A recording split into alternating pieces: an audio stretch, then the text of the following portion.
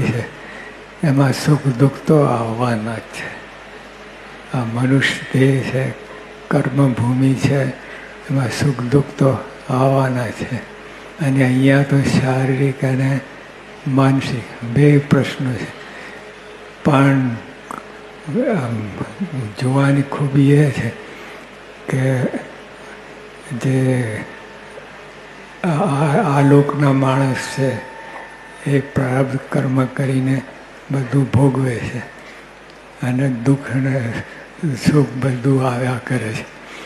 પણ અક્ષરમહમ પુરુષોત્તમ દાસોસ્મિ આ મંત્ર બરાબર સમજીને જો આ બધી આખી તમે સમજણ આપવામાં આવી છે કે અક્ષરમહમ પુરુષોત્તમ દાસોસ્મિ એ મંત્ર જેને સિદ્ધ થયો હોય એને કોઈ વાતે ખામી ના હોય. શારીરિક એવી સમજણ ઉત્પન્ન થાય કે એને બધા દુઃખ